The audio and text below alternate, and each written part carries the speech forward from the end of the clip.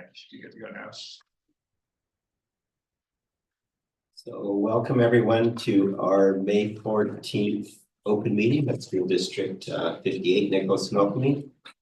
Want to start by acknowledging the traditional territories, the Inca, Flatman, and Silk people, as well as our Métis communities. And wanted to put out a special shout out to the students who participated in the walks for missing and murdered Indigenous women and girls. We know that some of the names on that list are from our own district, so it did our heart well to see that that is still happening, that our students are out there actively engaging in that to make sure change happens. So appreciate that from all the students who were able to take part. Any changes to the agenda?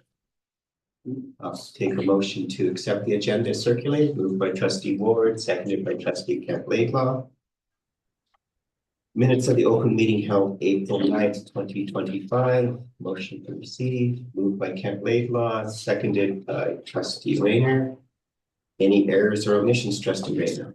No, we're doing good. Everything other meetings. Anyone opposed? Carried. Minutes of the open meeting held May 7th, 2025, moved by Trustee Chenoweth, seconded by Trustee Jepson. Any errors or omissions? Seeing none, approved. And welcome, Trustee Hoisington. We know you're coming to us from the mine site today, so we appreciate that. You also have a report of the closed meeting held April 9th, 2025 for your information. And I'll turn things over to Superintendent Lawrence, who's going to go through highlights from the full reports that are in your package. So we are actually going to have Mrs. McIver, and we're hoping a few students to our next board meeting in June, and they're going to tell us about their experience attending the Inspire conference. She shared a number of anecdotes and different pictures from it. It was a great opportunity, and we heard really wonderful things from our student trustee, who wasn't able to go on the trip, but had heard such good feedback from their peers. There's always a lot of good work going on with our Indigenous education. And Angela's worked really hard with the Help of Simone to put together not only text about all the things that we've doing, but also pictures that makes it come alive for us. When we're looking at early learning, we had some great things going on. So Princeton was actually able to host Once Upon a Book tasting. I heard there was a little bit of delay with the tacos coming out, but everyone was happy in the end. And there was a great turnout, 37 kids and their families. Daniela put her heart and soul into that event, and she just brings such joy. And you know what, always working with our littles just brings us extra joy. If you're having a bad day and you go to Jay, you walk in there, you're smiling by the time you leave because the kids are so adorable. We've been doing after school work, and Daniela really highlights all of the different things that she touches. She does an amazing job. We've had a few staffing challenges, and she stepped up and done coverage. She really goes above and beyond for our district. So I just really wanted to give her a shout out and thank her for the work that she does on a daily basis. And Misty has provided a report really kind of highlighting our different partners that we do engage with. So Papard, we've talked about it a few times this year. They've come and done in-services specifically around autism. We work pretty closely with them, and we're actually going to do some work next year with them about reviewing different processes in their programs. And we can't thank the provincial outreach program enough. It was a new group that we were able to access through the ministry, and they've been a great help with students that struggle to attend on a regular basis and experience some other challenges. Misty did a phenomenal job working with them, and it's a great partnership. Really cool to see. Yeah, the support that they're giving. It's we can't thank the province enough for this, and we really value this program, and we're incredibly grateful that they put this together. Misty does an amazing job. We're so lucky to have her in her role. You know what? She's another one that steps up above and beyond. If we need her in a school, she is there, you know. We've actually support colleagues in other districts, where she's gone out and gone to help with file reviews. We just really appreciate the role she plays in our district, but also her role in the province of working collaboratively with other districts in her role. The more people we're able to access, the more supports that we're able to bring to our own kids. Question, are we able to share those wonderful reports on our website? Is it in a package that maybe you could access online? Are people able to read these wonderful reports? They're part of a regular board report, but we could probably publish them separately to our website too. I can have Simone do that. They're I really good. did pull them out of the package as separate PDFs and give them to my pack as well, so, Oh. because they are part of the open meeting. Yes. I'll ask Simone to post them. You know what, since we've been posting our superintendent's report, lots of good uptake of sharing our good news stories. So we could definitely share these as well. They put an incredible amount of effort into them each month. They're honestly run off their feet this month, so that's why they're not here. One of them is not here presenting in public. We have a lot of things going on. It's May, it's the season. But I think that'd be a great way of recognizing the role. So thank you for the suggestion, Leah. Any other questions or comments for the superintendent? If not, we will get to the superintendent's report. That's my favorite part of board meeting. You actually don't have to email, well, you could still email it. Yeah. Eric, are you able to, I sent you the PDF. Or Cassie? Oh. No.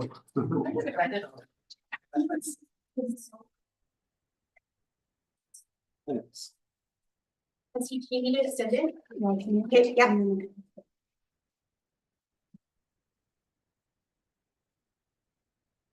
I'll make the book. I know. We were teasing, we actually had to cut Natasha's down. It was 14 pages this time. Oh, that's- Which, you know, that's actually a really good problem to have. Just a picture tells 1,000 words and I just dive right in. Sorry, Cassie, I should have said that sooner. So we have our school calendar on our front page.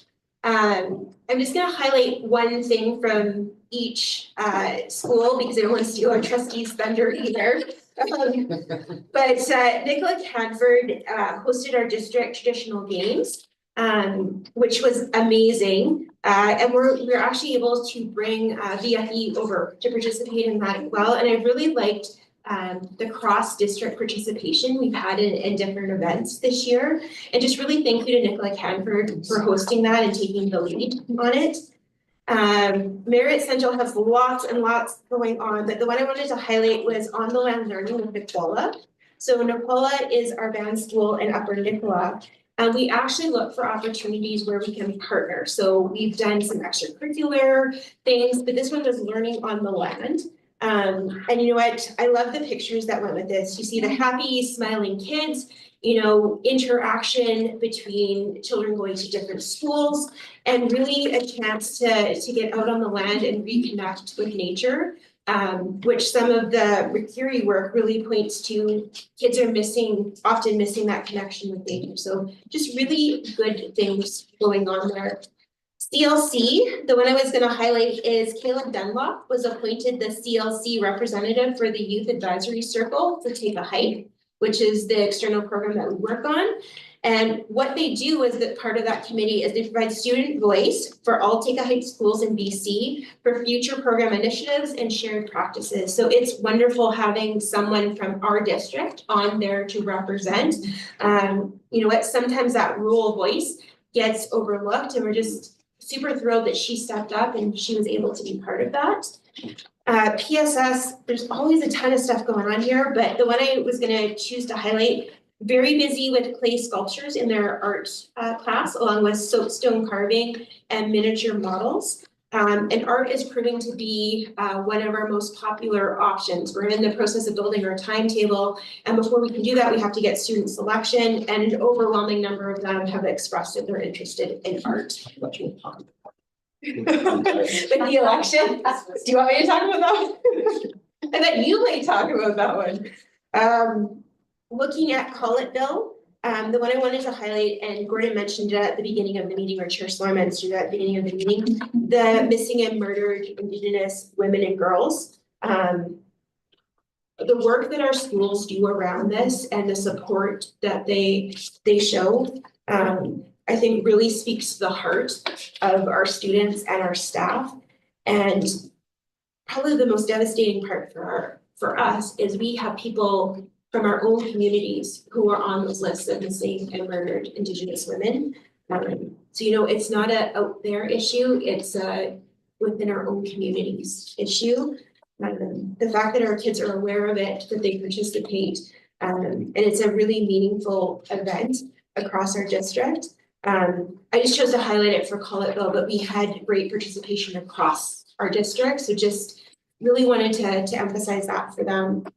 Vermilion Forks, lots of wonderful things going on. The one I wanted to highlight was Merritt Forest Week Committee in partnership with Cascades Forest District and Weyerhaeuser. They did engaging lessons out in nature for grade 4 and grade 5 students. You know, that chance to get out on the land to see, you know, what does forestry actually mean? What does it look like? And just that opportunity to be outside and engaged in your learning. Merritt Secondary, the one I want to highlight is SD Rocks. We had our second annual SD Rocks. For those of you who don't know what it is, it's a heavy equipment operator experience. Community comes in, donates machines and expertise. It's a day of hands-on training with real life experience with forestry, mining, and construction. The weather was great. We got to circle through the different equipment that was there, and it really kind of sparks interest in trades, which we all know is a growth industry. You know, they're retiring people faster out of trades than they can replace them, and they're high-paying quality jobs that often you can do locally. And I just really wanted to give a shout out to Dave Anderson, who's our VP at MSS. In the past, Kevin McGifford and Dave had planned this event together. Kevin wasn't able to participate this year, but Dave stepped up and did it all on his own. And it actually coincided on the same day that we were presenting at BC STA, which I had also asked Dave to go with, but he stayed to do the SD Rocks because it's where his heart is, where the kids are. He does a fabulous job with this, and we're just really grateful to our community that they helped make this a reality. So just a shout out to Dave to keep that going. Really appreciate it. Looking at Merritt Bench, Kevin has got into the competition. He's giving Natasha a little run for her money right now. I'm going to highlight two things on here. One is 2 of our grade 6 students, Sophia and Harper, earned top results in the regional science fair. You'll remember I talked about science fair at our last board meeting. And the other one I wanted to discuss is 2 of our teachers' classes traveled out to Newayich, one of our First Nations communities in Merritt, to gain an understanding about cultural teachings. And then there was a drumming performance, and we just really love this day. I'm gonna send a shout out to Mrs. Shockley for help planning it. You know, just the ability, and I'll speak from my own experience. One of the first things I did when I came is I toured all of our First Nations and went out to meet, you know, our stakeholders and our rights holders. There's something different about being on the land. And one of the things that we do for our staff are called culture clubs or culture camps. And I actually attended one at Shakin this year. I think it's one of the best things that Shelley did as a legacy in her role as Director of Indigenous Education, going out, seeing what the experience is, giving the First Nation opportunity to share what's going on there, their successes, their challenges, you know, how we can be a better partner to support. But there's just something different about getting out and learning in nature with other people in partnership. So just really wanted to express our gratitude for that piece. And then the last one I'm going to touch on is JA. They're adorable. You could just like, they're just cute no matter what they do, because like they're just that age. But I wanted to highlight the Once Upon a Book tasting event.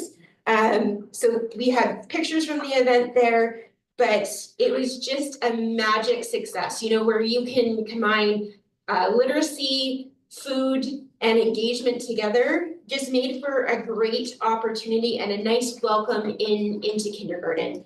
So just really wanted to highlight the great work that our schools do. I could honestly speak to you about this for 2 hours, but this is what fills my bucket as a superintendent. You know, we have lots of hard days as senior staff, but then I get the opportunity to see all of the great things happening in our schools and the hard work that happens each day. And it just makes me grateful that we're here and that we're able to provide these experiences for our kids. Dave Anderson does have a video up on YouTube, so if you Google SD58 rocks, you'll see the equipment the kids were working on that day. And great, we need to reach out to the businesses that provided both the equipment, the hauling of the equipment there.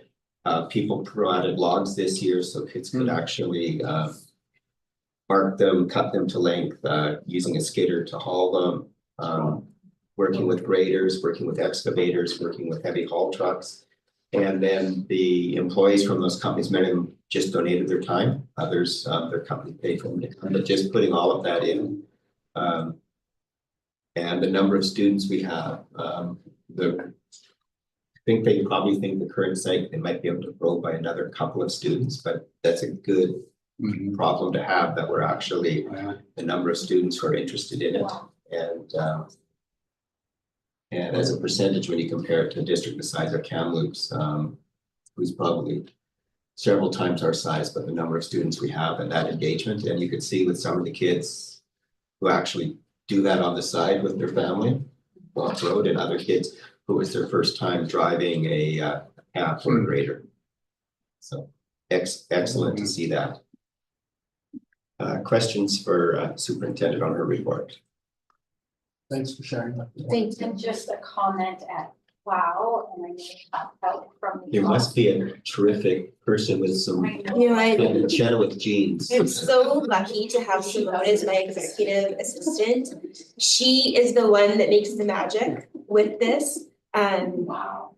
Just her talent, her patience, and she works hard to make this the best document it can be every month. If she feels like we don't have enough pictures, she goes back to the school to dig deeper, but I'm very grateful for her every single day. And this is just one of the many, many things that she does for me. Just in support of that, all of the administrators, the time, especially as you say in May, all that extra and all the teachers getting all the amazing work into a photo so that it can be shared. This is really a phenomenal thing. It's a celebration. It really is. And you know what? I like that this is what our superintendent's report looks like in our district. It really highlights the good work that goes on. And I really like the opportunity to highlight the work of our staff and our administrators in our schools. You know, you often hear the criticisms first, but I like to say, you know what, these are all the wonderful things that are happening on a daily basis in our school. And honestly, this is a small portion of what goes on in our schools on a daily basis.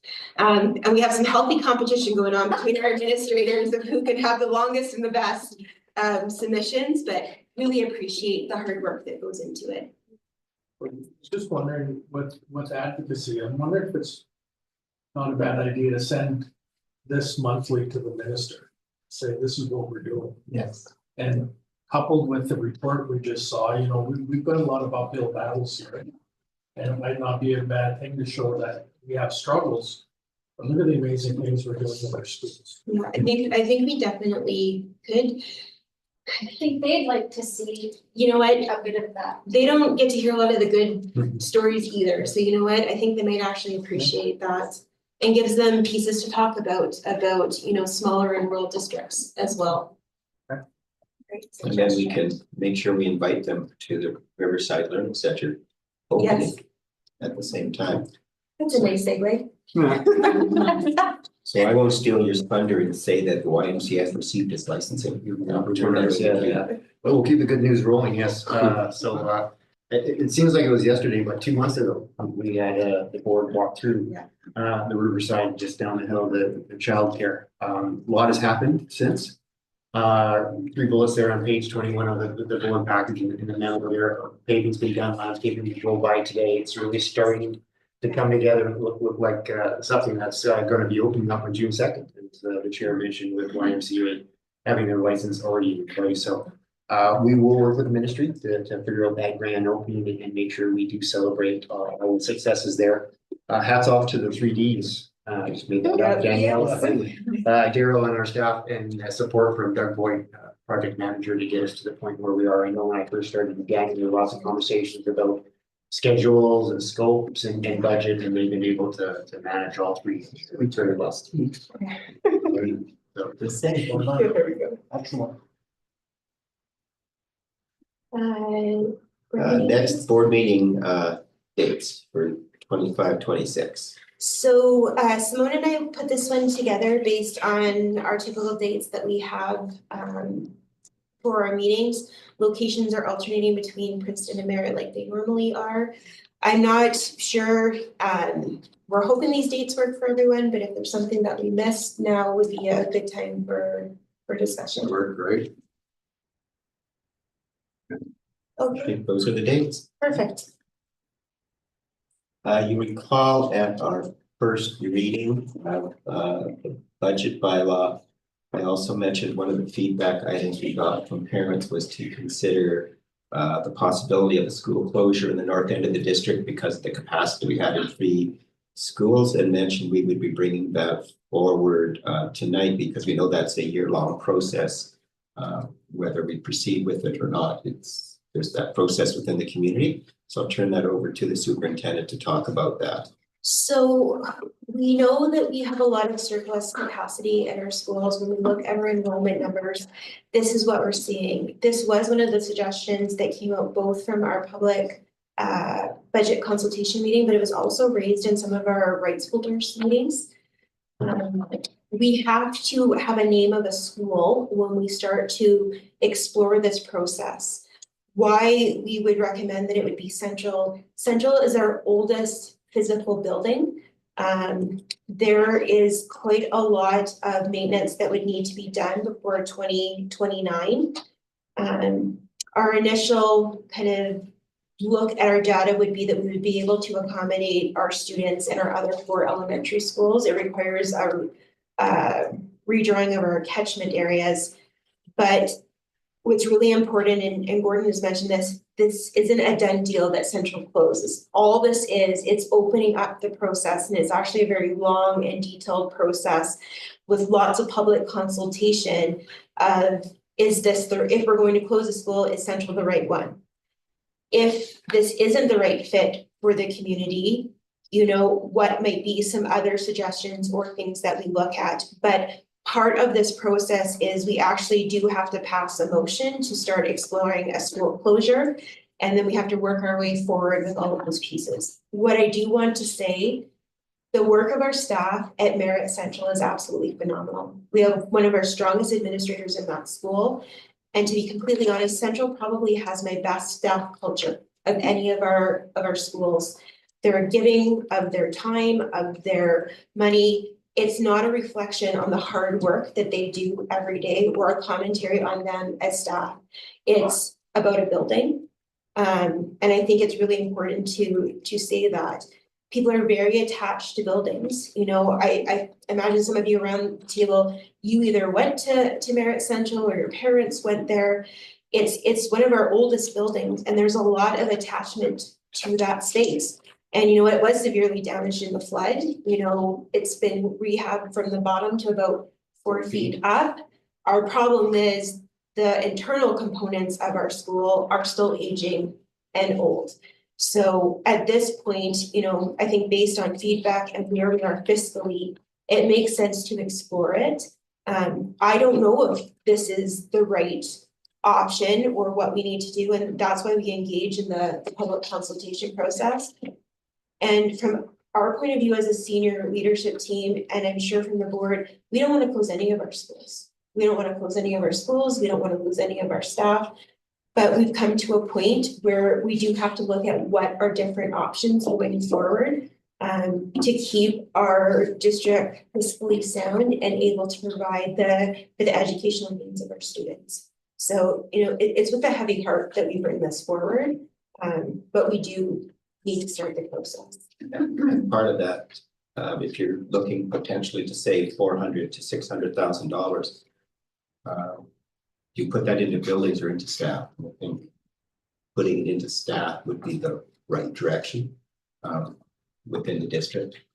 Well, Go ahead. Leah and Dave. just, and you know, what our 10-year facilities plan really has pointed to the old buildings The old here. part of the building is 1936, so Yeah, it's, so it's we can't even get some parts now. there, oh yeah, with the HVAC system. That's exactly where I was gonna go, a 90-year-old building, so each be 100 from the parts and the replacement, so I was just wanting to hear that, if I think I heard that right, that the building was nearly 100 years old, and then the other part was, it's a long process, we've identified, we're gonna have to, public will know every step of the way. Public, the rights holders, Okay, that's our largest busing school, so okay, our rights holders have under Bill 40, the ability to choose which their catchment school is, so they happen to be choosing Central at the present time, so okay. there's a whole strand in there as well. So from here, the next step. Piece of motion. So we do the motion and then there's a lot of research about kind of behind the scenes work that we have to do because we have to have potential catchment. We have to look at our current population, the predicted population. If there was to be an increase of population into Merritt, what would that look like if we no longer have this facility? There's multiple public consultations that you have to have. The other consideration around Central is it is our largest elementary school. Like it's not being chosen because of declining enrollment. For this particular school, it's solely on the age of the building. Is why we would recommend it. The other thing I would say is all of our infrastructure is starting to age in our district. And the older buildings become the more maintenance that you need to do. The province does provide us with funding on a yearly basis, but what we would need to do according to facilities plan and the funds that we get, we have more deferred maintenance than we get and are able to keep up in the long term. So just out of curiosity, because I'm new to this process, we put forward the motion to move forward on this investigation and public consultation. If we come to a point where we realize maybe Central isn't the correct school to choose, are we able to pivot or do we start the entire process again? I would say we'd have to come back with a new motion. Okay. And then because most of the background information you do for this one, it's specifically related to Central and then how it would impact the other schools. So if we get partway through the process and the feedback that we're hearing is, you know what, it's maybe not Central is the right one, you know, maybe it's a different school that then we would come back, we would pass a motion about that particular school, and then we would start the process anew from the beginning, because then you have to do your data based on that. We would already have quite a bit of the data that we could probably reuse from starting the Central process of it, but we would start again fresh. Yeah. Would the province have a concern seeing that they spent a considerable sum just in rebuilding after the floods? Yes, that would be, I mean, it's not lost that they spent about $6 million doing from 4 feet down. Right. On the building, so but again, we also have, whenever we talk to the ministry, even when we had the flood, rebuilding wasn't there. They said, this is all the space you have, and you're lucky that we're doing your retrofit there because you have KenGuard and you have CMS or CLC. So we're aware of that, and there may be a partner in the community on one of those buildings that could be potentially a win-win in the community, because we know, you know, that's another selling point on that particular building is there was $6 million in renovations done into there. In terms of location, Central has the potential to be a community hub, because there's certain, because it's funded by public dollars, the government tends to like to see buildings like that go to serve another public service. You know, whether it became a hub for, you know, different services in our community. When we think of walkability in terms of Merritt, where Central is actually a central location. didn't even mean to make that pun.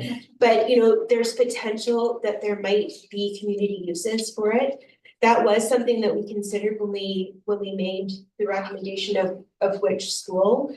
It's, what, they did a beautiful job of restoring it. There was a lot of money put into that restoration, but unfortunately, the building is still aging. Dave, Well, I'd like to motion that we initiate the school closure process for North Central. seconded by trustee Jepson. Any other comments? Anyone opposed? Carried. Thank you, everyone, for that.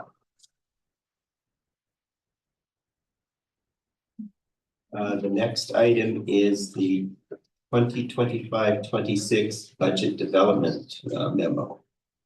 Mr. Crowell. We'll start off with.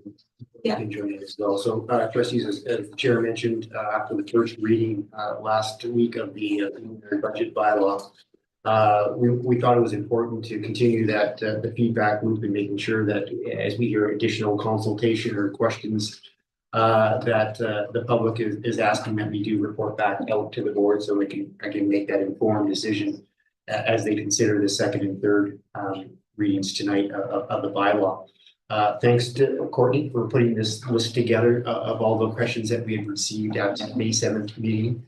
So that's part of the packages or part of the package on page 25, 26, and 27. As you kind of read through those questions, the themes are starting to come out in terms of the questions are focused around transportation, French immersion, and then some of the questions around the enrollment. So we're able to provide an enrollment summary from 2014 to 2024 to give the board and the public a sense of what our numbers are doing at each individual school level. So again, thought it was important that as questions are asked, that we bring those to the attention of the board as they further their debate on the second and third reading of the bylaw. So Courtney, I'm not sure if there's anything you'd like to add to that. The other piece I would add to this is we didn't just publish this in our board package, we published it to our Facebook page.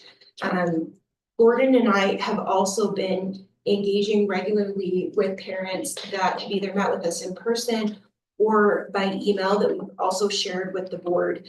From my point of view, I think we've engaged in a very long engagement process. Typically what happens when an email comes into a district, the response is, we are in receipt of your email, thank you. That's not what they got from Gordon and I. We responded personally to the emails that we got. We answered the questions in depth. People were not always happy with our answers, but we were very transparent and clear about it. We realized there was confusion around some of the things, so Gordon and I tried hard to clarify it, and we ended up putting out a memo regarding further clarification on French immersion busing because it was causing confusion. This was actually, most of this was a body of an email that we had actually sent to one of the parents that had emailed us. It's not a secret what we send them. We know that they had shared it with other parents as well. So one of the things is making sure that all parents were aware. So we actually sent it, not only posted it to our website and our Facebook page, we actually sent it to every parent at Collettville. So, you couldn't say that you weren't aware of what this would look like. And this was answering the question of what does this mean when we talked about that compromise about having a bus for rural students. What it also brought to our attention is our catchment sheet on our website was out of date and wrong. And we own that piece. Part of it is, and one of the reasons we're looking at a new website, our website is difficult to navigate and there's old information that honestly gets lost in cyberspace. I was not going to post the new catchment document to July, but then parents were like, well, we have a right to know. So I'm like, okay, well, I'll post it now. So that's what I did. And then we got further questions. So we answered it from the memo. We've been very clear. It was mislabeled on there.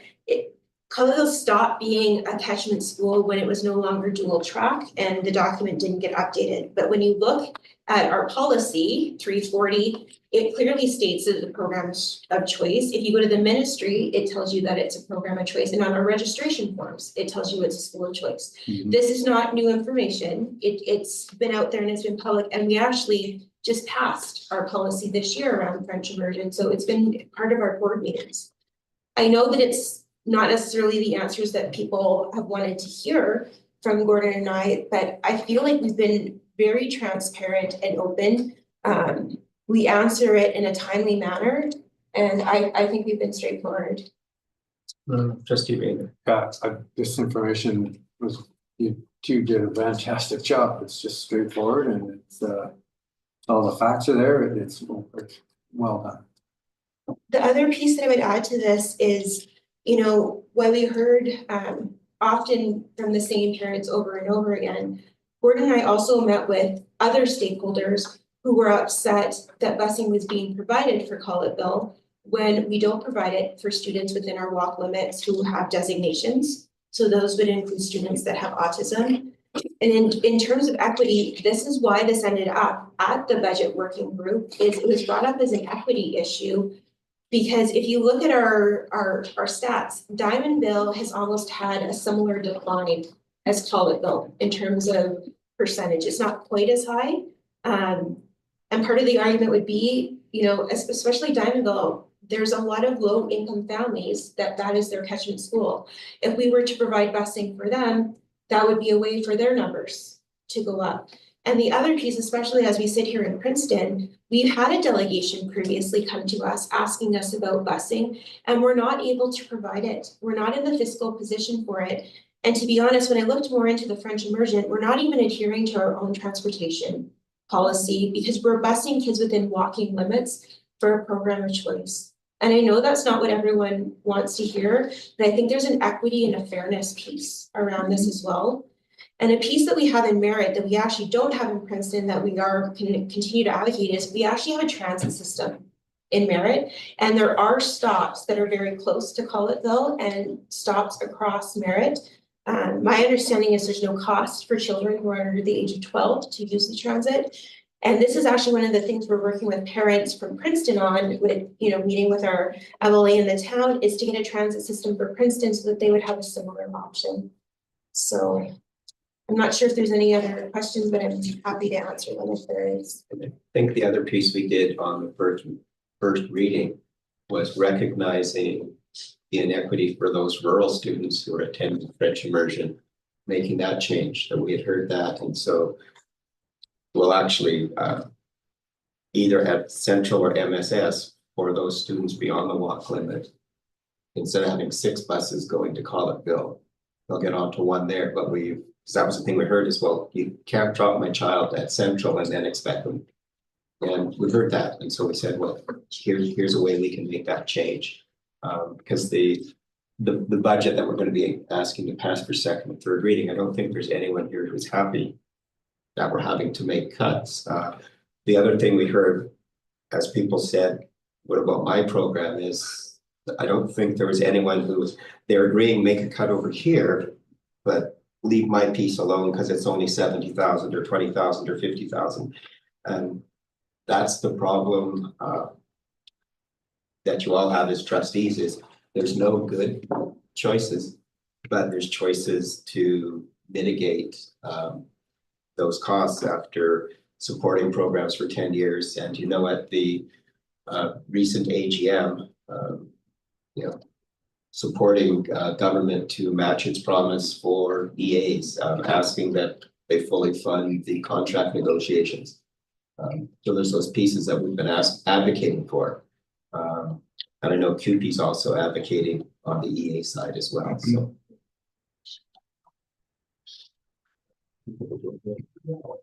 So Gordon, and I think with all the work that we've done last 4 or 5 months, I think this is really solidifying us moving forward.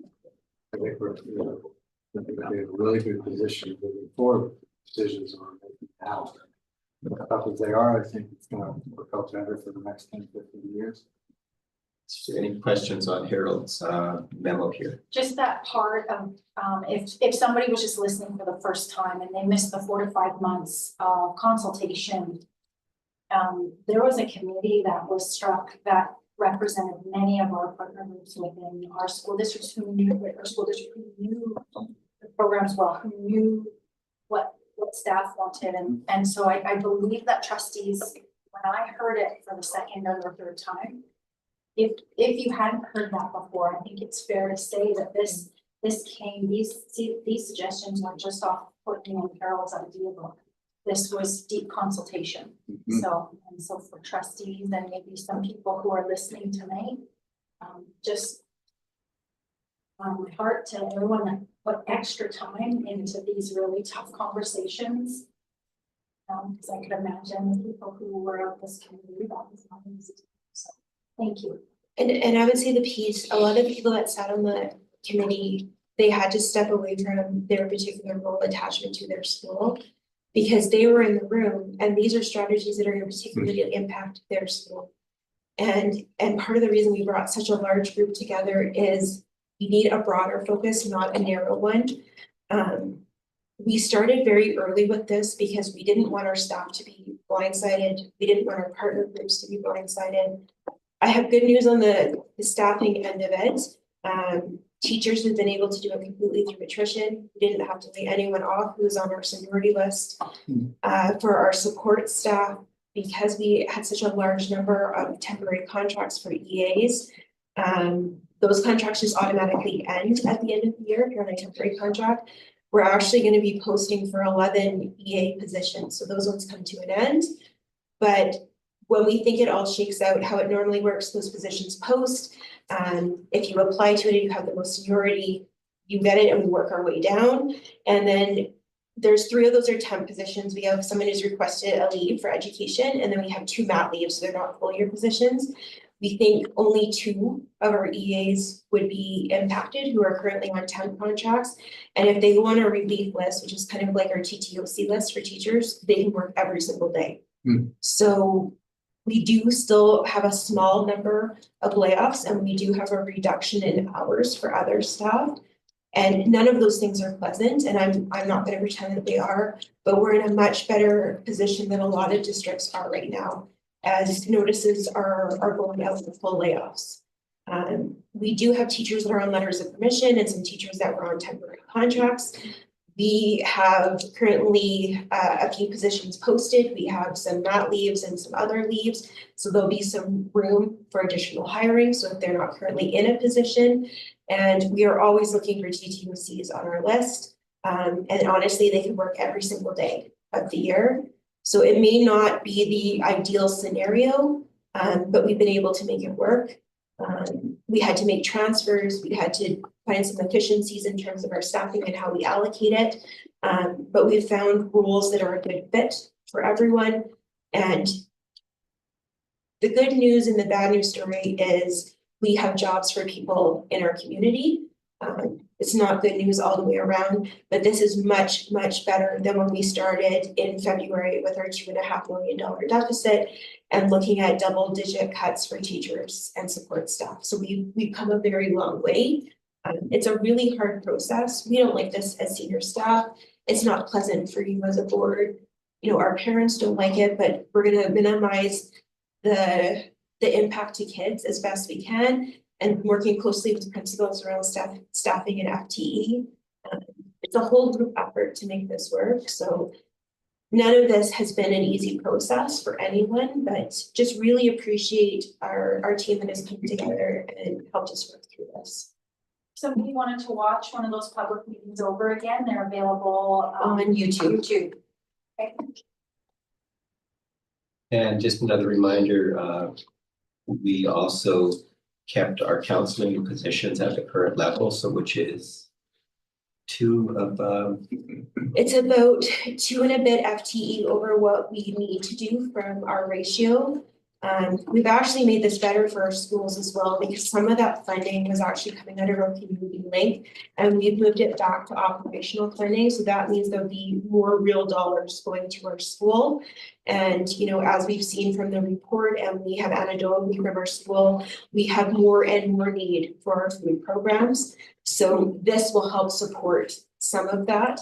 And really looking at, when we get that grant money, we have to make hard choices with it.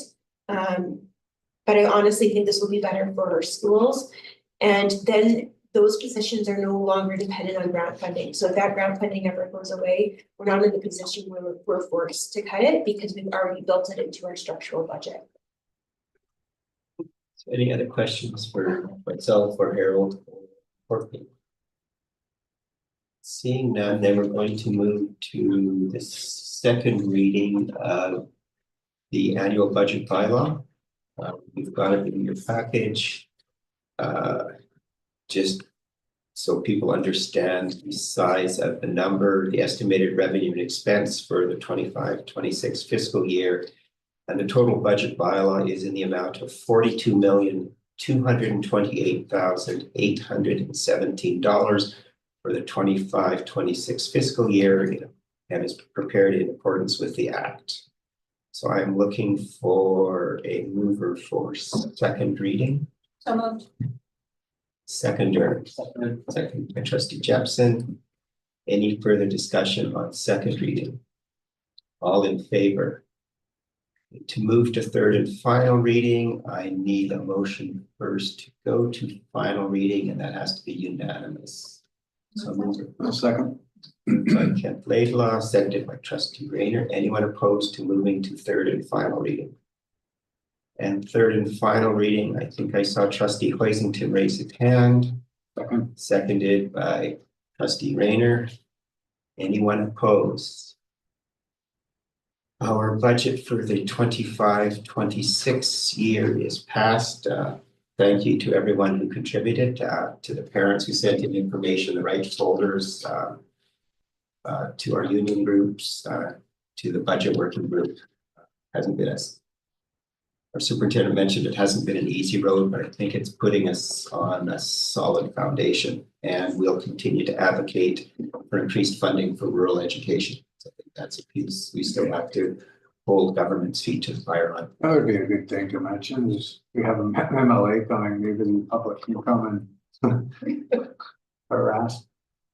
I don't think you mean harassed. Oh, no, I didn't mean harass. Advocate strongly for their educational objectives. Next item is policy item. For first reading, none for second, and then some for third reading. Turn that over to the superintendent. Also want to mention, I'm going to mention it now. I was going to mention under trustee reports, but if people have any questions for the public question periods, start posting them now into the chat. What we found when we had the other meeting was there's a time delay. So we had people, that's why after the meeting, we were spending about 30 minutes, I think, answering people's questions because of the time delay. So I want to make sure people who are listening have time now to get those up there. We'll do those after the trustee reports. And with that, we'll look at the items for first reading. We were so close to being done in our policy meeting last time, but we have one last one that we're gonna need to do on the 20th. But we got a lot of good work done in our last policy meeting. So you'll see all of our policies listed for first reading here, and the drafts are in the board package. We did lots of consultation with our rights holders and our policy committee. So we'll be asking for the motion to move those ones forward. We currently don't have any second readings, and why we don't have any here is we didn't actually have our meeting in April because it was March, because it was spring break. And then that's why we have readings for our third that we brought back. We didn't get any feedback about changes when we sent it out for consultation. So those are up for third reading, and we don't have any policies to repeal. So just for the public, the ones for third reading are the respectful workplace environments, employee recognition, protection of employees from violence, employment of relatives, and teacher professional development. And as the superintendent mentioned, we didn't get any feedback for any further changes there. So I would like to entertain a motion for first reading through A through G, and then third reading for 4.1 through 4.5. Moved by trustee Ward, seconded by trustee Chenoweth. Any further comments? Just so that the public is aware, the policy process that we are talking about, we're going into our 17th and final session over 2 years that I would say the majority of these trustees have been a part of. So this is not the first time, and thank you to our wonderful partner who have been with us along the journey. So just again, just that storytelling piece is really important, that these are not the first times trustees' eyes have seen policies. And our rights holders are at the table as well. You bet. So, any other questions? Seeing that, anyone opposed? Those are carried for first reading and third reading. Trustee reports. I believe our students have prior commitments tonight. So with that, we will move to trustee Jepson. I actually don't have anything to report. My tax got moved from this week to next week, so. Yeah, board says on those meetings next week and reporting back to the next board meeting. Trustee Chenoweth. Collabville's tomorrow and at Skies. I'm just getting ready for grad in June. As I mentioned previous ones, Skies is interesting because the parents follow, they're on the map. They're from all over the province, so to support students from afar is really difficult, but they do an amazing job. And they do things with the school to send things out to students or so that they feel like they're part of something greater. And they also regionally host events around the province as a pack. And it's quite wonderful. They've got a lot of activities that they're planning with the students wrapping up the year. Thanks. Trustee Ward. I had the walking pneumonia and I was unable to attend our last BNP PAC meeting. I do have a question because we get to meet May 29th. And I'd love to just get an update for them, and maybe it's between now and May 29th, but just on our kitchen update and our hot lunch program. And I know that has been our parents' hope and wish to see some action moving forward. Now, as a board, we've really we've understood about the delays in shipping and just putting a cohesive plan for the entire district, right to the south end of the district here. So I was just wondering if maybe between now and the 29th, if we'd be able to have a small update. Hopefully, Daryl will have some hope in skills. My fingers. Okay, and I know that our wonderful Principal Lawrence has been steering the ship in Vermilion Forks, and just these incredible parents who are volunteering and trying to be advocates. And I would say for the hot lunch, really the heart of those parents are for those littles that don't have parents who are able to maybe show up at those PAC meetings. And so I want to remain steadfast that those cool parents they just want to see hot lunch happen for our Princeton schools. So I know we're doing what we can, but I'd love to have some information for them. And for both bench and for MSS, I could give them updates as we were going along on our budget process. Naturally, some of their concerns is how does it affect their schools? And as we know, there's a lot of puts and takes that happen in September based on who actually shows up at the door. So I think knowing that we've been able to cover off the majority of our positions is a good thing, that people will appreciate that. And I think we all know that in September, and as we get to those 1701 reports at the end of September, we always have that movement that's normal in September. The other items, we've already talked about two of them for MSS, the awareness walk and SD58 rocks. The other one is in sports being in full swing. And I wanted to point out that we're getting a bit of a dynasty in ultimate frisbee. This is the 4th year in a row. And that's a relatively small school, but we have won the zones and a berth in the provincials. Well, It's pretty good. yeah. There's also mountain biking teams going right now. We've got boys rugby again, the first time in several years. Dave, you and John will appreciate that that's come back. Soccer, badminton, golf, track and field also going. For the anatomy and physiology 12 students and science 10, they attended the Gene School up at Thompson Rivers University. So that was quite neat for those students to have hands-on activities related to genetics. So neat that they've been able to do that. And the Hunger Games for 2025 have commenced again at MSS. It's only for the grade 12 students and for staff. But what is going to happen over the next 2 weeks during breaks and lunch hours is those who are participating will be seeking out the name of the person they have on the list and ultimately attaching a clothespin, which then eliminates that person until one person is left. So Hunger Games, alive and well.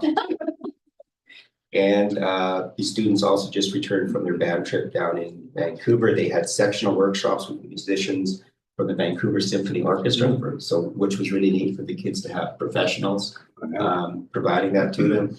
And then they had attended the ballet, a live symphony performance, guided walking tours of Stanley Park, and also the aquarium. So I think that was a well-rounded trip. And the students were grateful for the PAC too for helping provide some funding towards that. And those are my reports, and over to you. So our PAC meets next week, but I do kind of want to give a couple of shout outs. The first one is to all of the students who put on a mock election shortly after the actual election. It was really, really well received. I, to be sure, don't know who won. Probably should have figured that out first. But the feedback that I heard from kids was that it was really interesting to be able to be a part of something that they're going to be able to be a part of in real life, you know, shortly. And it was interesting for them to sort of see how that played out. The other thing I wanted to do is. Did I steal your thunder? I'm coming for your.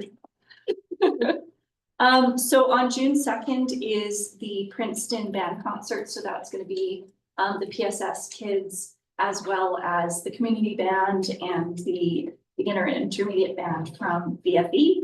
Unfortunately, it conflicts with Indigenous grad. So I won't be an Indigenous grad. I just want to say, you know, congratulations though to all of the Indigenous grads this year. And, you know, I'll be thinking of you while I'm listening to 25 or 6 to 4. Wonderful, bright musicians. Yes, It changed the world. it's fun. It's a lot of fun. So that's all I have. So I thought Indigenous grad was June 4th. I think is it? That would be June great. 4th, I believe. I think it's June 4th, let me double check. Should be June June. 2nd because it's. No, it should be June 4th. June 4th. So, ta-da. Ta-da. Yeah, of course. You're You're able to able to completely miss the email? No? We just sent you one with the wrong. Honestly, some days I wonder. Okay, so JA, they had a good discussion on the staffing changes, which were well received. They were a little worried about the just 22 kids for kindergarten so far, so that's a little, you know, they're hoping to get late registration. Right? Yeah. They talked about the shared librarian position, also Principal Larson was told, or not told, but not to identify classes until September because there's a lot of movement still. So they're all working through that. They're still trying to get the kitchen equipment and get that all set up. We're looking for more grants to get that. They've got their phases, so hopefully Daryl can get this wrapped up, get the stuff in there. Enhancing learning, literacy and numeracy assessments are going on. They are going to have their big celebration, Rockridge, in the year. And there's a book celebration, Bubbles and Books coming up. It's June 4th or 11th, they don't know exactly. And I just want to put out to the United Way, they really support the schools. They really do. Oh, and they have a friendship club as well. I think I mentioned that last with the whole bench and everything that, but they do have a friendship. So it's Someone really sitting on the bench. lots going and on. themselves. Oh, and they did have a playground, or they had someone come onto the property and post something on Facebook about playground equipment and anyway, Principal Marston got the information and the person came into the school, they had a discussion, it lasted about 6 minutes or so.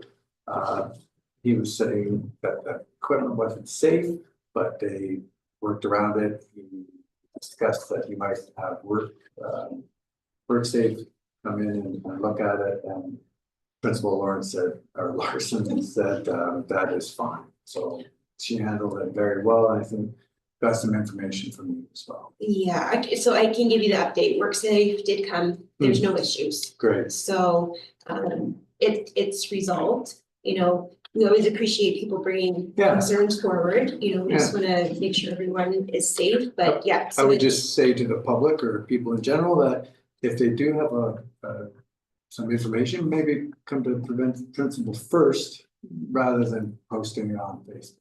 That would be my recommendation as well. But that's school is just humming there. Can I just share? Oh my gosh. Your turn passed. No, I I'm am ready ready to amend my report. I do too. Trina, I said, she had sent me these wonderful minutes from the meeting that I was hacking like a seal at home from. But I would just say can I just 3 seconds. Fundraising updates, 64 plants sold so far. Share within the community. Little Creek ordered all of their hanging baskets from community. Who doesn't love community? We love them. They're gonna do this family photo day. They're 5-minute sessions. The wonderful Caleb Middlebrook is gonna offer up a whole day session as well. It sounds like June the 8th. So they're gonna do these wonderful 5-minute photo shoots for families. How cool is that? It's like That's awesome. $20 for family photos. That's great. God, I love this school. Okay, so sports day, they had confirmed May 22nd. They've got parents there to help. They're gonna do the hot dogs.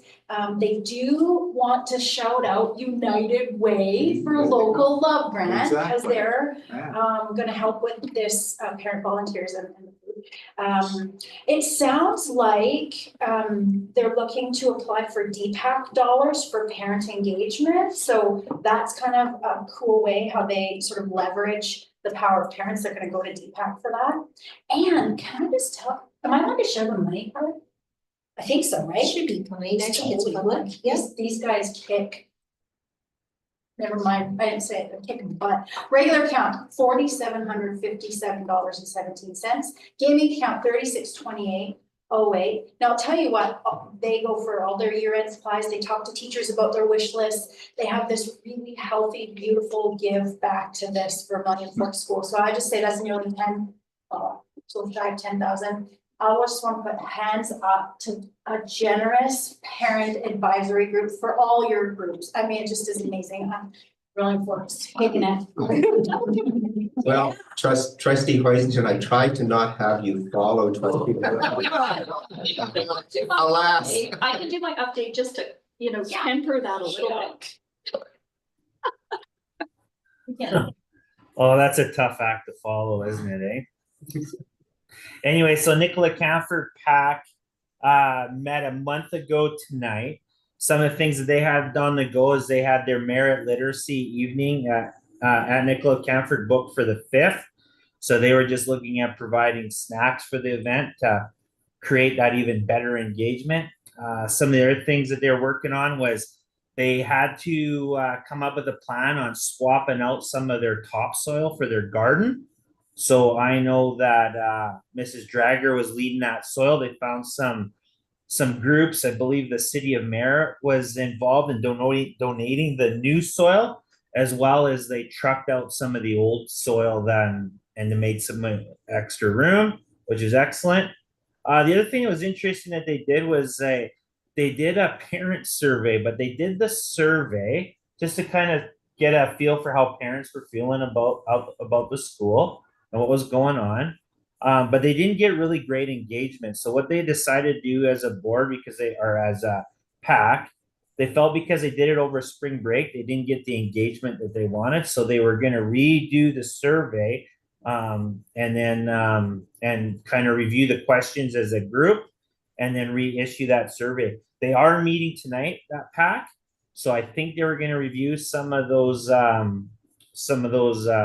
information tonight. So I can probably bring that for our next our board meeting. Some other things they got going on is they had a kindergarten's field trip to the fire hall, which they were supporting with some of the funding for the busing. So I know that went really well as well. They were looking at buying some new microwaves for the school. And they are also looking at funding. They have a farm day where they're going out to Miss Thomas and Miss Cunningham's farms. And they were looking at ways of cutting some costs as well as providing some snacks and making the event even that much more wonderful. The other one that was on their agenda was they had a field trip potentially to the racetrack, and that they were planning on doing that in early June. I know that the racing association in our valley is alive and well, and I think they were just trying to promote some engagement around motorized vehicles, mechanicking, and some of the joys that come from that kind of work, right? So I did talk to Bert this morning. They are really excited about the garden is up and running, so that's a big deal for Nicola Camford. The other one is that the chickens are back. So that's a big deal too. I know Mrs. Drager, she hatched out, I think it was about a dozen chicks in the school. So for something so that all the littles could see and see that cycle of life. And then the other thing that Bert expressed to me this morning is just how excited they were as a school to host those traditional games, right? So anyways, hats off to Nicola Camford and the Nicola Camford Pack. They're doing great work. Thank you. And last but certainly not least for round two, you guys are going to be like dueling pianos. I know, no, mine's way less interesting. I just had to fact check myself. I was wrong. The band concert is actually on June 4th. I was looking at the wrong month. Oh, they overlap. Yeah, so. I'm going to make a formal motion that Trustee Kent Laidlaw said she was wrong. Yeah, you know, fair enough. No, It happens so rarely. Call that. I would just like to say, putting out that United Way was from the pack, but I don't want to lessen the other business warehouse or Hud Bay. Yeah. Save Up Foods in this district or in this community and the other businesses that put forward. Didn't want to diminish that at all. They just did mention that one. Because I know they all know about it. Thank you for that. With that, I'll first turn to our public who are here for the public question period. I don't think we had any winter correspondence. I've got a question. How will Langoff, for instance, one-time, full-time maintenance worker who does emergency electrical, plumbing, HVAC, busing issues, save the school district money? So we had to make support staff cuts and they have to be balanced between our two communities. So, and we looked at all of our different classifications because normally it's EAs that bear the brunt of it because they tend to be our highest number of students. So that was one of the positions. Because we got one maintenance guy, gonna cut them and then have people driving back and forth to save money. They're currently driving back and forth. They are driving back and forth. They come out to do work on a regular basis. That'll save money, reducing the maintenance worker here and having people come back and forth from there. I'm not seeing it, I don't understand it. Thank you for helping me. No. The maintenance person that we speak of is in based out of Princeton, is that what we're hearing? Yeah, I'm the one person that's been laid off and I have no, HR is instructing me, I have no ability to bump into any other departments. So my position's been reduced, even though I'm the senior carpenter of 3, because Princeton doesn't need maintenance people, or what is the thought to use this? Covers everything, like everything. When Tommy gets home, Tommy go to sleep, that's all I hear about. Is how much he cares, how much he's doing for these schools. It's not just a maintenance guy. He knows your kids' names. He knows what class they go to. He knows what buses they take, the teachers. How is cutting his job and having people come all the way from there gonna save any money at all? When that's all he does, right there. He can fly down here in a second. It It's doesn't insane. make any It's insane. sense at all. I've been fulfilling the duty of many trades with emergency requirements. I've advocated for safety many times. Without me, there was nobody bringing light to the asbestos coming down into the buildings where our staff and our students are. Without me, there was no confined space policies being made. Without me, there was no fall protection plans being made. But this seems to me the reward I get. But obviously, I'm not getting much of an answer. I'd like to hear one. So my answer would be, we're in a position where we have to reduce. We were very clear in our budget consultation meetings, it can't just come out of EAs or assistants. So we all had to give a brunt of it, and the cuts have to be balanced across Merritt and Princeton. I understand why you're upset, and I truly do, and we value the work that you do. Unfortunately, we're not in a position to be able to keep everyone. We're just I'm not. the senior of 3 carpenters, Merritt needs 2 carpenters, and Princeton needs nobody in there moving forward. That's what I would like to highlight. And I'd like to just sort of talk about where this conversation belongs in terms of the union and or a board meeting or public meeting. I'm so sorry that there is no professional answer that come to a board meeting. It makes me sad. I'm sorry. Leah, there actually was a union meeting earlier today. Oh, With 2 QB reps. Yeah, so we held the meeting as we were supposed to, along with the collective agreement, and QB was aware, and there were 2 QB reps along with our director of HR at the meeting. And they went through the latest process, which is outlined in our collective agreement.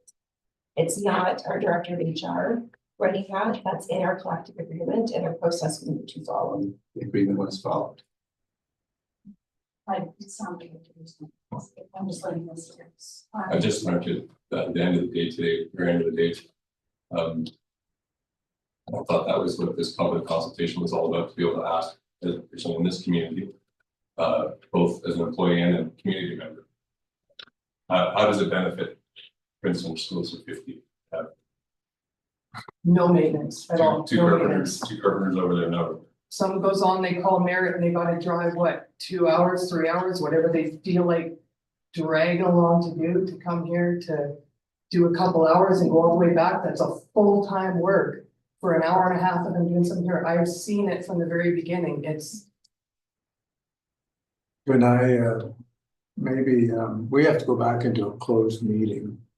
I'm not sure if there's some discussion that maybe we can. I know that we have followed process, going back my 19 years in this, I've always advocated for someone to be here. So I wouldn't mind having a discussion in a closed meeting. If that's fair.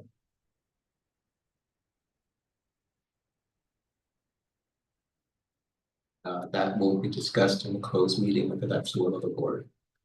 Pardon me? I say that will be discussed in the closed meeting. That's not. Yeah, for close discussion. That's what I'm, Public meeting. just what I'm asking, so we. I'm sorry, but can't the public ask where the cost saving, because I know that the cuts are done for cost saving. Yeah, the Can I budget- just ask how that is cost saving? The cuts were spread. Sorry, across the man, but you district. haven't answered it. You haven't. You haven't. Then we'll have to agree to disagree.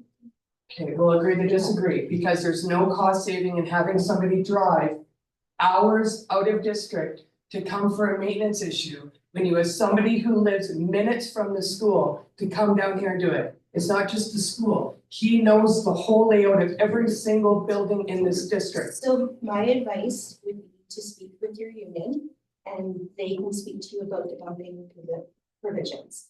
They're in the best position to give you advice from the union point of view. So that would be The my. company had told me today that I have no ability to bump, because So then- I've just been hired as a carpenter. So then you'll need to speak to your union and they will let you know if that is true or And not. I'll do that, it's just more, this was more for my understanding on it as a public forum. Where the savings are made, like how we're getting to this, and that's okay if you don't have an answer.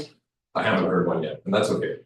Like I say, we'll agree to disagree with an answer being made, that's fine, I appreciate that. And I understand why this is emotional for you, it is for. Well, I've been a really big advocate for these schools, for the safety, like I say, asbestos coming down on the buildings, and it was unaddressed. It was negligently addressed for a long time, Raining on children. and then finally we're getting better, but it's one thing after another. And it's not that your contributions haven't been appreciated. well, It's not that for anyone, the unfortunate piece is we're in a place where we have to do more else. yeah, and I would disagree that that's. You know, And we'll have valid to things, agree to yeah, disagree. that's fine. So I'm gonna end us there on that because it's a public question period, not a debate on HR issues in a public forum.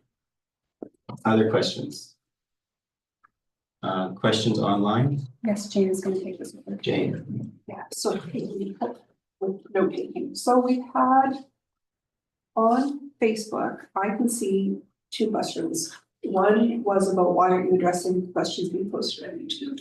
I appreciate that Eric addressed Eric Cassie. Eric, someone addressed the YouTube question, saying we will get to them. There was one question on Facebook, will grade 7 bands still be offered next year in the district? In Princeton, yes, in Merritt, no. So we're in the process of trying to staff the band position because we've had a retirement. In Merritt, no, it'll be offered from 8 to 12. And what we learned after COVID is our rates of band actually went up in grade 8 when we weren't able to offer it in grade 7. The other piece too is in the past, band 7 was meant to provide prep time for teachers. But as our enrollment has shrunk, we rarely have a standalone grade 7 class. So it's not creating prep time. What it's doing is we pull the grade 7s out. The teacher still has the grade 6 students. We understand that any cuts to band are difficult, but we've also spoken with our band teacher and our principal at our elementary schools as well as our high schools. They feel like the program will actually be stronger because right now in grade 7, you don't get an opportunity to choose to do band, it's mandatory. Where when you come in grade 8, you are choosing to be there. And some of the frustrations around band 7 is because when everyone is forced to be there, that might not be their interest. You know, they're less likely to be engaged in it if they're, forced to be there, whereas if they choose to be there. So on YouTube, I think we've had a maximum of 50 people watching, which is great. We've had, I think, 4 contributors. There are questions and there are comments. I'll focus on the questions. And then later we can commit to, or another board will commit to looking at the comments. So I begin with questions. Will the bus for out of town kids run to all of the other schools? So I think the question is will a bus from Upper Nicola run to Bench and Ironville and Colville? No. Right. Would you? No, so we have different routes that will bring the kids all to a specific transfer station, which will either be Central or MSS. We're not sure yet. Transfer station still has to go through it. But the buses, we have a number of buses that go to Central and they all go to Merritt Secondary because it's a hub. So that might end up being where our transfer place is. So it won't be one bus going around to collect all the kids. It's still different routes. And then there'll be one transfer bus from either Central or MSS to go. Thank you. What is the process for Colville to go back to being a dual track school, and would it potentially be that? Typically we would look at enrollment, but because we're looking at a potential closure at Central, if that was to occur, there's potential that Colville could become a dual track school again. And because Central right now is one of our busing hubs. If Central is no longer a busing hub for us, we will have to redesign our transportation system, which may mean that we'll have buses going to different neighborhood schools that they currently don't go to right now. We won't know until we know what happens with Central, the impact that it'll have on the others. But, you know, if Colville is interested in being a dual track, you know, I would suggest letting the board know, you know, either in a PAC meeting, that might be something they're interested in, or they even could send us an email or a letter if that's something that they would like us to explore. Or we can certainly look at it through that school closure process of, because that certainly creates an opportunity for them to be dual track again. So there are a couple of questions around the dual track and some comments. The next question is, or that I'll address here is, what is your next step for closing Central since you have all approved the process to move forward? So what happens next? So there'll be a year-long process that we'll put out, meeting with parent groups, rights holders. In order to set up the closure, we have to name a school. So although we've named Central, that may or may not be the school that this board chooses at the end of the day. Or it may be that we keep them all open, but keeping in mind that that's $400,000 to $600,000 we can put back into positions. So there's different questions about busing, what that looks like. So maybe we can repost the information about what our busing plan is. There seems to be a little bit of confusion. Another question, and I think this is around cost savings. Have you looked at switching to more virtual trainings for professional development days? Not sure what those currently look like. So it's just Professional development days, that's handled by the unions. Yes. So that is, they set those dates and those programs. There's a question about what will the new bus routes and times be, and could any of those get cut or be combined? And I know that's something that is will be. It's still a work in progress, and as soon as we know, we'll post it. I just don't know how long it'll take transportation to be able to draft it. Yes, there were questions specifically about the Upper Nicola and Douglas Lake buses being combined. If that had been considered, I know it had been. We had considered it, and what it ended up doing was adding about an additional 15 to 20 minutes to already one of our longest bus routes. And the other piece too is the number of students that are technically registered to ride those buses is larger than the number our bus can hold. And because they're registered to take it, we owe them a seat. Part of the process, if we were going to move forward with that, is we'd have to confirm whether people were actually going to ride the bus or not. But we have pretty long bus rides for some of our kids already. And when we were able to reduce our deficit from 2.5 million to 1.5, then was one of the strategies we didn't recommend going forward. Just because I want to honor the people that have taken the time to contribute here. There are a number of comments recognizing how valuable the Central School staff and community are to them, and I think expressing concern of what that means for this part of the community, and I think that it just reflects the difficulty of these decisions. Specifically, food programs, vulnerable children, sorts of things. Has the district explored the precedent-setting Supreme Court of Canada case that compelled the provincial government to fund bus transportation to French schools? No, because from the ministry document, French immersion is a school of choice, and it's up to districts to set their individual policies. Let's see. There was a question, I think it's more of a comment, but if another public agency takes over, maybe this is an important one actually. If another public agency takes over space of Central, they too would need to complete the renovations. What's the difference if it's for them or for the school?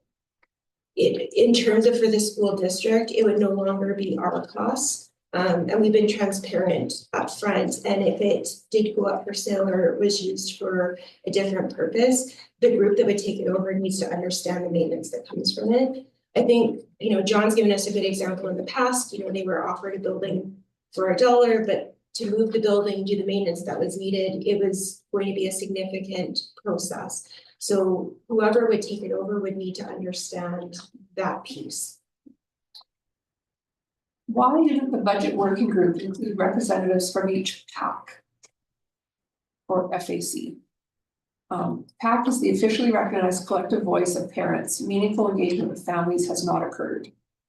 So we do public budget consultation meetings. We held 2 of them in April. We extend invites out to our community. We put it out on social media as well as streamed it online. We actually had the highest rate of engagement we've ever had as a district. If you look at the views on YouTube, last time I checked, one of them was over 500, and I think the other one was in the hundreds of views as well. That is the place where we bring it out to consult with parents and other partner groups. Thank you. There is a question around why haven't results of the French immersion program review report been shared with parents who contributed perspectives? There's a question to happen. I think we can. I would say you're in a better position to answer that one than me. Yeah, I think at this point, it's been shared with the principal and the school staff, but I think we can share parts of the report with parents for sure. What does an 18-month cycle and hybrid course mean academically at MSS? Students and families need to understand this better. What supports will help students and families navigate this confusing process? Can you read that one again? You bet. What does an 18-month cycle and hybrid courses mean academically at MSS? Students and families need to understand. So Adrienne is still in the process of building our timetable at MSS. So it wouldn't be an 18-month cycle. It would typically be a 2 academic year cycle. So for example, if we offered chemistry 11 and 12 in 1 year, we wouldn't offer it the next year. There's some kids that you'd have to grandfather through where you'd have to offer an additional section to that. And then you could potentially alternate, let's say, physics and chemistry. By combining the numbers of kids that would take grade 11 and the kids that would take grade 12, it should give us the economy of scales to be able to offer it in person. And that would be our preference. You know, there's other ways you can do it, like you would have a split class, but it's really hard to teach a split of like chemistry 11 and chemistry 12 in the same room. The other option that we looked at potentially was a hybrid model where it would either be taught out of PSS or taught out of MSS. Typically, we would probably use what's called an OWL. So it's camera and sound system all in one that's interactive and follows the room. The kids that would be at whatever school it isn't physically being taught at would be in a classroom, probably with what would be called a responsible adult in the room. And there would be a live teacher either in Merritt or Princeton, depending on which one we were able to run it. It's done in real time. There's a lot of pieces that have to happen for that. We'd have to align our timetables in Merritt and Princeton, or we would have to find a block that would work for both of them. Our bell times and our schedules operate differently at PSS and MSS right now. Our goal is to try to do the staggered courses. So offer them 1 year, not the next, the year after. Trying to offer as many in person as we can. It ultimately comes down to enrollment. And both of our high schools are in the process of building their timetables right now. And then we also offer guides, and the thought is if we aren't able to offer it in person, we recognize courses like Physics 12 are very difficult to complete online for a number of students. So at the very least, looking at possibly a weekly tutorial where kids could interact with instructor online, probably through Teams or the Brightspace platform is what we would look at. We're focusing on the other options of trying to make efficiencies in our timetable because we know for most kids, the best fit is a teacher right in front of them. And that's what we're trying to do, whether you're in Merritt or you're in Princeton right now. I'm going to be actually working with the admin of Princeton next week. I'm going to come look at their timetable, see if we can identify some additional efficiencies. Because if we run something a little bit bigger, we can also run a class a little bit smaller somewhere else. So we're really just working our way through the student requests for that right now. And as we move further in the process and once the timetables are built, we can reach out to families because it's hard to do it in the hypothetical. One of those things that might look like if you're in grade 11 and you're going to need chemistry 12 is first semester you'll take chemistry 11, you're still in grade 11, but second semester you'll take chemistry 12. So that you can complete it in that year if it's not in the following year. So it's building it that way and not just thinking one semester, but oh, these are the building blocks I need. And then we need to make sure that they're in those other parts of the timetable. Thank you. Which rights holders were consulted in the budget planning? So we sent out invites to all of our First Nations. And we met virtually. With our partner groups. So they were all extended an invitation. Some of them couldn't make it to all the meetings, but we actually did 3. And we got a relatively good turnout. We also invited Upper Similkameen from the Princeton side as well. So when we say First Nations, we mean both the Merritt and the Princeton side. There's a question about, is there a plan to expand Bench Elementary with the closure of Central Elementary rather than continuing to rely on portables? I think that's a question about expanding Bench. So we don't get to make that determination. It would be a request that we could put through with our capital plan. What we do know is we've requested an expansion for Bench in the past, and we've always been turned down because we have too much empty space. So that might be a benefit if the school did close. It might move us further up the priority list, but there's no guarantee that we would be granted that by the ministry. We don't control that. We can only ask. So there's a question about the district vice principal of childcare and early learning childcare going to Diamondville, and will her district role be reallocated to existing district staff in order to refund some of the cuts, considering that seems to be an approach with other roles? So her position is actually grant funded. It exists through grant funding, and our grant funding exists until the end of 2026. At the end of the grant funding, that position will come to an end. It's not a position that we can afford without the grant funding. And if there had been a cost that we were bearing from it, it would have been one of the ones that we looked at. So because the money is coming from the province, it's actually like a bonus on top of what we have now. So cutting it would just mean we wouldn't get the grant. It wouldn't mean any cost savings for us. The grant stipulates what it can be used for. So we can't say you're giving us a grant for this and we're going to move it over to a teaching position out of school. We would then be required to pay back that money. So there are a number of teachers that are in district positions rather than in classrooms, despite the fact that we have many classrooms without full-time teachers. Will this continue? So we have actually reallocated our FTE. It used to be hidden in our schools through what we would call enhancing learning teachers. And I'm just going to be really honest, that was not an effective model. Giving someone 0.2 in their timetable, it's not flexible to be able to go work with other teachers when they need them. The other piece that we heard especially loud and clear, especially from our teachers in Merritt, they wanted more focus on academics and support in doing their role. We know teacher attrition is very high. We're not in a position where we have enough TTOCs that we can regularly pull people out to do PD. So this is actually elbow to elbow support that will go in. And the fact that we've had to overall reduce our number of teachers is by 5.62. We have positions that we haven't been able to fill, or we filled them with teachers on the letter of permission. This will actually support that, because if you're a non-enrolling teacher, you're another level of staff that we can deploy if we're critically short on TTOCs. I'm thinking back to one of the days in the cold and flu season, we had 8 teachers out at Merritt Central, and it was incredibly difficult to cover that internally. We sent staff over from our office, but this actually gives us more flexibility and we can provide targeted support. The other piece I would say is our results are not where they need to be, especially for literacy and numeracy, and we have to do something different to address it. We need to work on enhancing some of our instructional practices, which is what our coaches are going to do. And we're actually contractually obligated to have the ELL positions.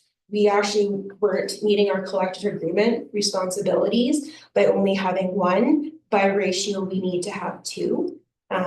But there's flexibility that they can also support our schools and our teachers in other ways. Thank you. Will traveling between Merritt and Princeton by school board office staff be reduced or omitted and moved online to save money? We do a number of meetings online already, but one of the things that was an early criticism of me was not being in the schools enough. So it's great that we can use virtual, COVID taught us how to be more efficient with that. It gives us an opportunity, Everett wasn't able to be here in person, but you still need to physically be in your schools. And I think it's a disservice to Princeton for me to never come in person. One of the things that I've been honestly most frustrated with this year is I want to spend more time in our schools. And I've been consumed by budget and staffing in the last month. I feel like I made a good effort to go to schools. And part of this work that we've done around efficiencies, I shouldn't have so much of my time occupied. But what I get actually from Princeton staff is they want to see me more, not less, and in person. It's not the same by virtual. I understand why people would feel like that's a cost savings, but we really make an effort to carpool. That'd be an example of what we did today. So we're not charging mileage for everything else. But some things are just, I would say, a cost of doing business. And I've worked for districts where we've had communities spread out 1 to 2 hours. If you're not where the central office is, there's always a feeling that you're missing out or you're not getting the same attention or people don't understand it in the same way. And the only way that I can see to mitigate that is to physically be in the schools and interact with people. Thank you. So there's a question, but I think it's more of a comment. I think it's around a concern about having five district reps present on the same topic at the ECSTA conference and feeling that wasn't perhaps a prudent use of resources. I don't know if you want to address that or if it's just a comment. What I would say is we were invited to present. Honestly, Jane and I could have done the presentation, but I don't think it carries the same meaning, nor does it build capacity of our leaders. And I'm going to be really honest about this. One of the issues that we've faced in Princeton is we don't have a lot of ready-made capacity in leadership.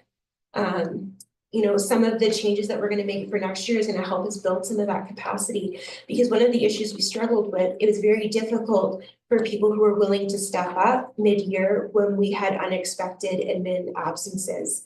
From an outside perspective, I can see where that might be challenging, but that was tremendous professional growth for the two that were able to come down and present with us. Yeah. What will happen to positions at Central Elementary? Will they transfer to other schools? Will it be based on seniority of staff members? Okay. So if the school closes, and that's a big if, and I think people need to wrap their head around if.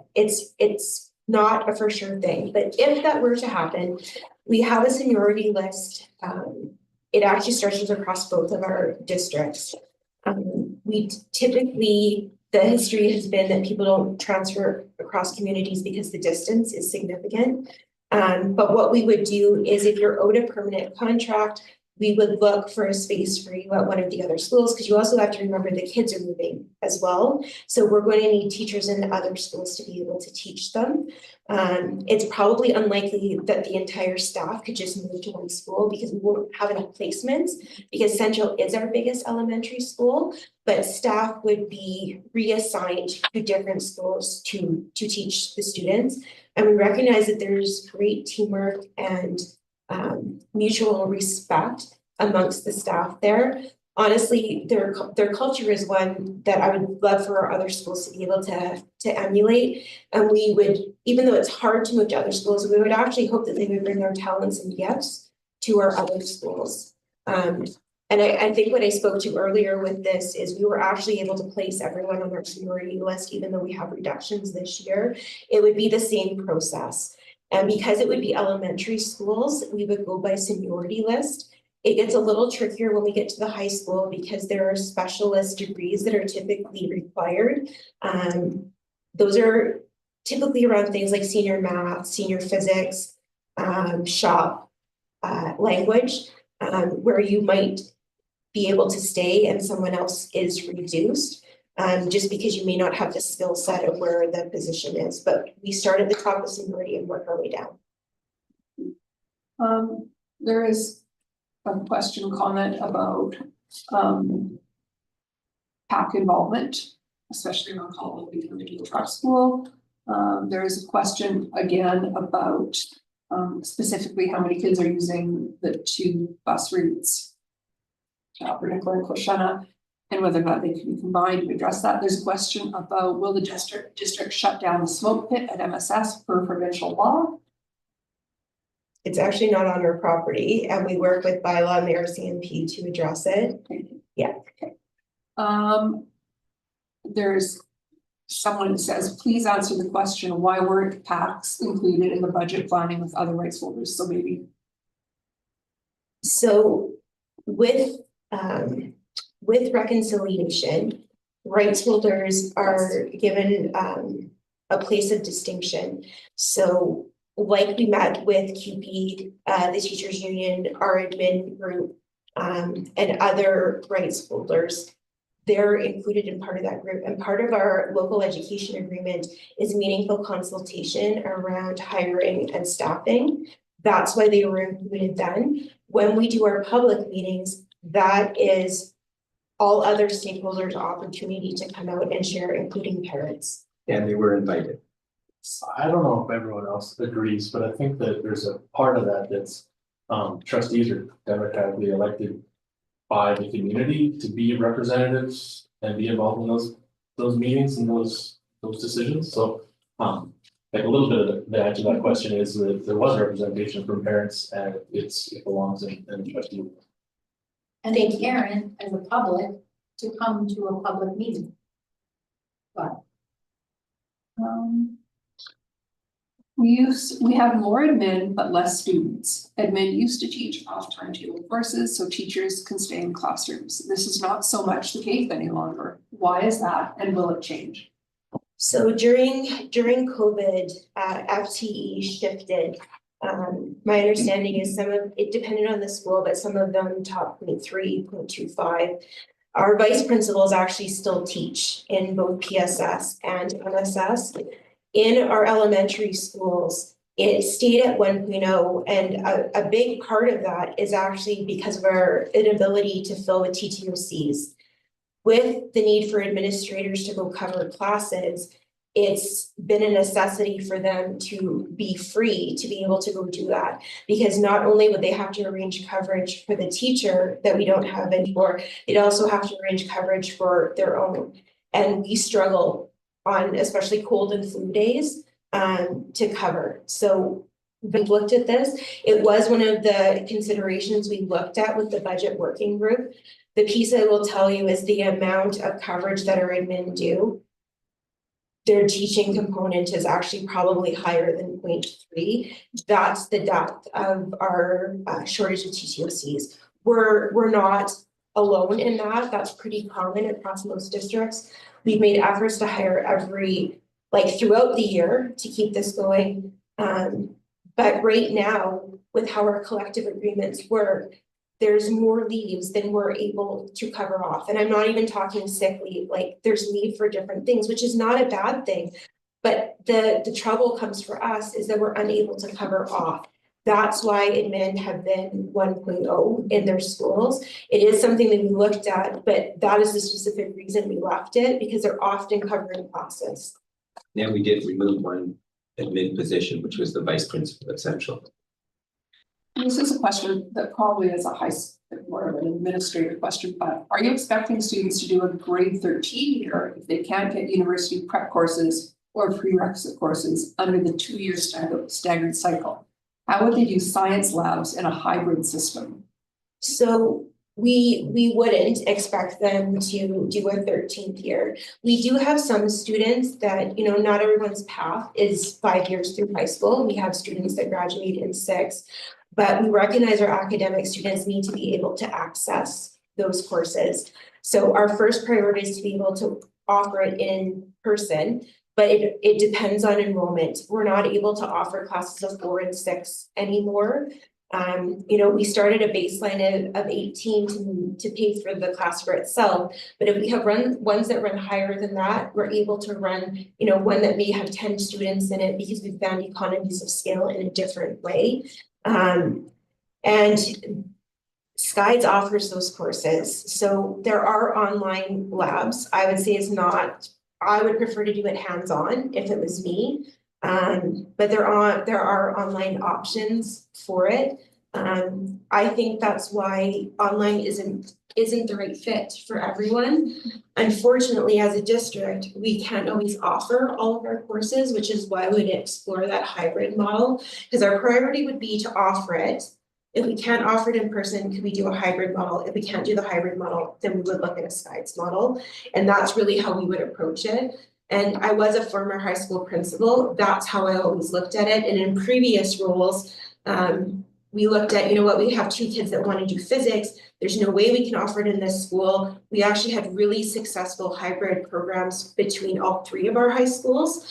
And we were able to tap into the best expertise across our district, because sometimes in small schools, you're teaching things that maybe are not your wheelhouse. Like you're teaching it because, you can teach from K to 12, you're maybe feeling comfortable with it, but it may not be your preferred subject or one that you're as strong in. So it also lets us tap on staff who have those talents. And by doing the hybrid model, because we can combine, it will typically give us numbers high enough that we're able to run a section. Not always, but most of the time. Why is the district refusing to recover busing costs from students to get to school, yet they charge pay per use for busing while at school for curricular or extracurricular outings?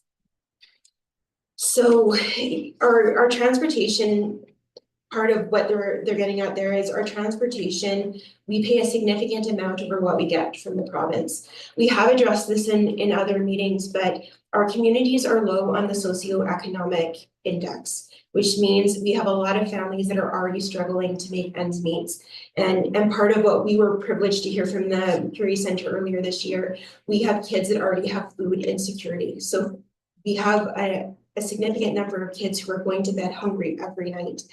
In turn, asking those parents to pay fees of upwards of $450 per child, I don't think is feasible in terms of actually collecting the money. We know from our research with Kelowna, it doesn't cover even 1/3 of the cost of running those buses. The other piece, it presents another barrier for vulnerable learners. And we already have struggles getting our vulnerable learners into our school on a daily basis. I would say it's, a lot of the questions we got about busing was, did you think of low income or vulnerable families? And the answer is yes. That's why we continue to run a transportation system that essentially costs us about the cost of 5 classroom teachers, because we need to get our students in. And not everyone is privileged enough to have a vehicle to be able to drive their child in. And we already struggle with attendance with vulnerable learners. This would just be yet another barrier. And not everyone feels comfortable having a discussion with us to say that they can't afford their fees. So they will avoid the conversation with us. They won't attend school. Part of the work that we do is we actually have an attendance position that reaches out to people that have left. We're not interested in creating more barriers for vulnerable learners. It is the honest answer, and I don't know if any of the board would like to add anything. No, we're not creating a pay-to-play system for getting kids to school. In terms of the field trip and the curricular activities, the cost of running buses is exceptionally expensive, and principals will remember this. There was a significant cost adjustment in the per kilometer rate last year, which was the tune of about $400,000 is my understanding. We already run our transportation in deficit. So that is where we do cost recovery in terms of being able to do field trips. We have a grant right now called Family Affordability, and we're able to dip into that to support other needs. And we also do fundraising for a lot of our extracurricular fun field trips, so that cost isn't the barrier for people to attend. those are kind of the behind the scenes. We don't embarrass people, but we work our way through, and our PACs are pretty generous with also providing supplemental funding for field trips and curricular trips. There was a question last night at one of the PACs about charging the bands in order for their students to attend. And just to remind people, the bands on reserve students do pay for education for their students. I think it's about 2.7 million we have coming from Lower Nicola alone, and the board has always said we are not about to charge our Indigenous students to attend school in town. So that's currently where our board sits on that.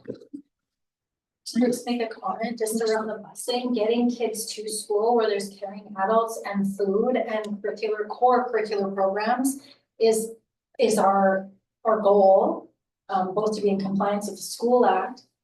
Extracurricular is extra curricular. So just in terms of understanding why there might be a fee, listen, my best days were outside of the bricks and the mortar. I'm gonna tell you that right now. But I get why that cost has to be borne for those extra, busing is out of hand. There's a couple of questions about Central being the largest school. Why did you close that one? And what were you going to do with Central's 200 kids? And I think that comes out of the consultation. Yeah, it comes out of the consultation piece, and that was actually one of the things that I talked about. Because Central is our largest school, it's not because of declining enrollment in that particular school. Central was it was one of our few elementaries that was actually up in terms of enrollment about what was projected to what we actually had go through. And Central was actually taking in students throughout the year.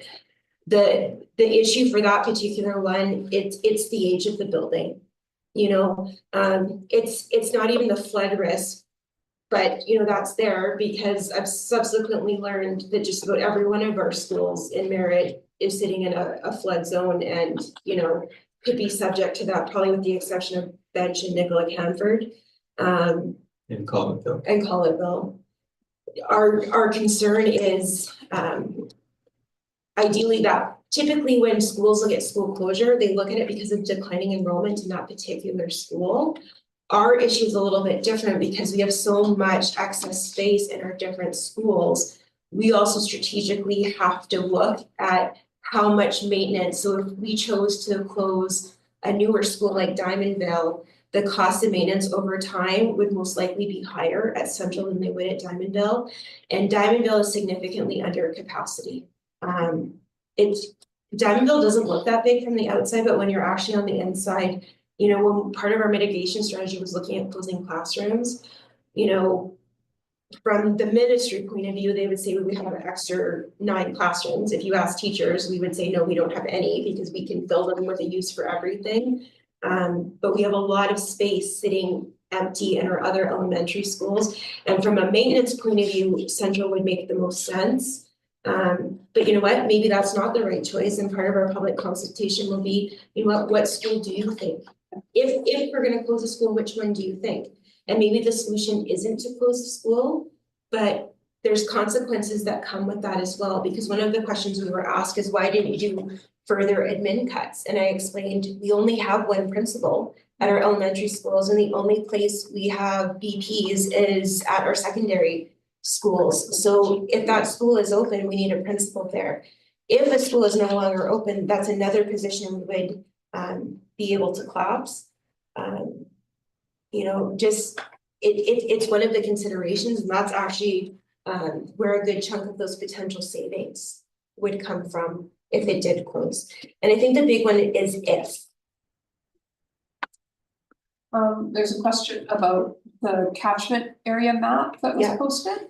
Will kids be able to still attend the schools they are at if these kids are not in the catchment area, or are they grandfathered in? I can speak to that. Yeah, you can speak to this. So I'm a part of the approving of catchment transfers, and very clearly on the back of every transfer paper that is signed and highlighted, it says that catchment, out of catchment students will be reviewed every year if required, so if there became a space consideration or a pressure. So every family whose children are of catchment know that at any given year, that may have to change depending on numbers. That hasn't happened in our history, but families are well aware of that if your child's out of catchment at any beginning of any year, that might be looked at and you would have to return to their catchment school. So. I think the question was more around like, if the catchment changed on you halfway through your elementary career. Oh, like if we close the school. Say you close it, you're in catchment for bench, now you're in catchment for another school. Are you required to move schools? The catchments would change. I think she's asking. Like, I think if they, although maybe we're okay, so let's answer it both ways. Okay. So I think you answered the first part. If the catchment did change, like where you lived fell within a different catchment area, we would look, because we would need to make sure that there's room. But what in the past we've done is we typically grandfathered kids in, and we would try our best to do that. That said, we have a lot of space right now, so if you ask for a transfer, most of the time we're able to grant it because we have enough room. The only time we say no is when it would put us over class size or composition into remedy. In the future, it'll be tighter, but we would look to minimize the impact on families as much as we can. The other factor, because of Bill 40, our First Nations get to designate a school of choice, which would also have an impact on our catchments. So we would work with people. We're not looking to, rip people out from their existing schools. Obviously, if you're in Central and it closes, you're going to have to move schools if it's no longer a school.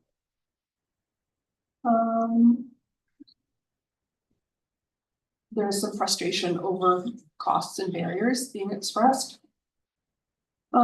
There's a question around, if you are moving 200 children from Central into other schools, how will this affect special needs kids with safety plans?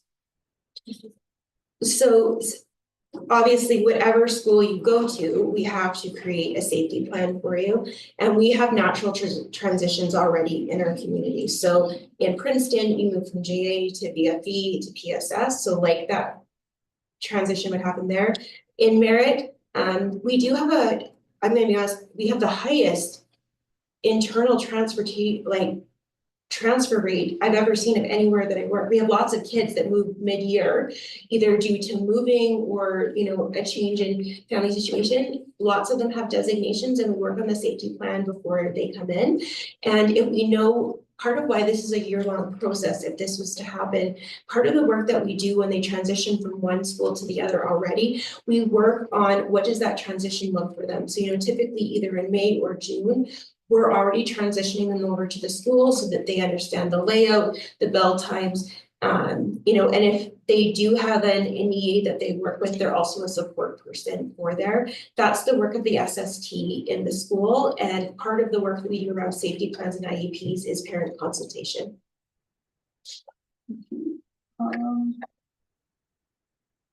So there is more dissatisfaction with PAC involvement, feeling that PAC involvement isn't the same as trustee representation or parents coming to a public meeting.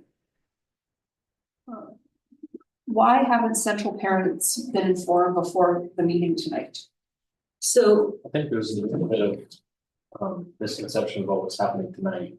Maybe to speak to that, like where we're at in the process. So this is the very beginning stage. So Gordon actually gave a preview in our last budget meeting. It wasn't very well attended. We only had 16 online for that one, but that we were going to be bringing this motion forward. So this is our first step in the process, because we have to start with a motion to explore it. And this is actually where it goes out. And in our questions that we actually answered from the budget meeting, we talked about school closure. We had actually referenced that. We have to start with the name of the school. So this is. So just again, we're not voting to close Central. We're voting to start the process of looking at a closure. It's very different than a school closure. And at our first public meeting, one of the questions from the parents was, why haven't you considered closing the school? Because you have capacity to save on staffing. And we explained That's a year-long process. And so at our first reading of the budget, having heard that, we brought that forward so that we could look at that to see if that is feasible and what it might look like in the community. So the decision tonight wasn't to say we're closing the school. It is to start the process, look at that. And it's important to know that all these questions are great questions about closing school, and parents will get an opportunity to provide these. Over the next year, yes. Yeah, it's a very long, detailed process. And you have to provide your documentation through the ministry that you've gone through all of these processes. It wouldn't be one public meeting, it would be multiple public meetings. And school closure is a really difficult thing. You know, when we were asked about it in our budget consultation meeting, and I think the paper actually quoted me on this, you know, people are really attached and love buildings, but sometimes we choose people and their positions over maintaining a building, and they're never easy choices. You know, do I want to close any schools? No, I don't. I want our schools to be vibrant and healthy, but we're also facing really significant challenges with our funding and declining enrollment. And it's totally fine if the public decides that, you know what, we still need to keep Central open, that's the best option, that's okay. Like, we're gonna run it for the next year, we know it comes at a cost, but I think part of our process is just honestly making sure that we've explored it.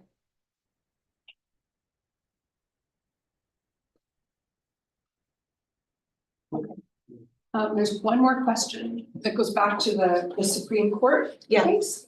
And then there are a couple more questions that have arrived on Facebook. One was, why haven't parents of Central been notified of the potential closing prior to tonight's meeting? I think you discussed that. And then there's a question next that says, and you say 1 year. However, when CMS was suggested to close, it only took 60 days from its first mention to shut down. Will Central families and staff be blindsided by a closure prior to September? No. Right? We actually have a new policy around this. I think the ministry date is April 30th that you have to start the process by, but our own policy as a district is that we start it for a year, so there's proper consultation made. And then why for several years has there been an after-school bus from Nicola Camford to Central bringing out-of-catchment students back to town? Why and when was this approved? So this was long before my time, and I'm gonna be honest about this. They were given notice at the end of June that this would be the last year for these courtesy rides. No one else was extended, and they were grandfathered for a year. And I'm gonna be honest, this is one of the first things I heard about, and I'm like, 2 months should have been sufficient for notice. But I wasn't superintendent at that time, and I had just started. So that's the honest answer. And I have 2 more questions. One is a comment, just to confirm, teachers in district roles will stay in these roles despite classrooms not having full-time teachers, rather a revolving door of TOCs, TTOCs, and librarians, etc. So like I've already explained, we have issues with filling positions.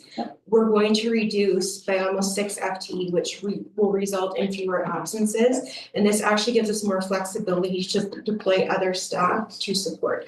And we understand the frustration of this. We've actually had to do this at our second school where we've had to change our timetable to put a teacher in there to support it. We understand the frustration and we feel it too. Yes. And then will the district mandate the use of buses with seatbelts, at least for long distance trips? We haven't looked at it, so.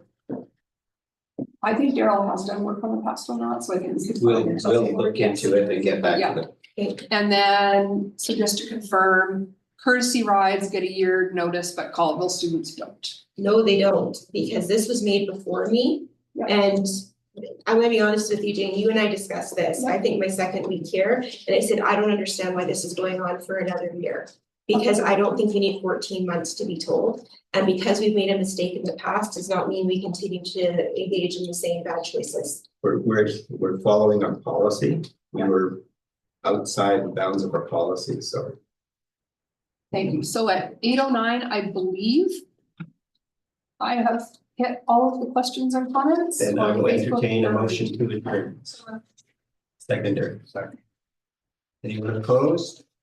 Okay, we'll reconvene in our closed meeting in 5 minutes. So we'll meet you in the other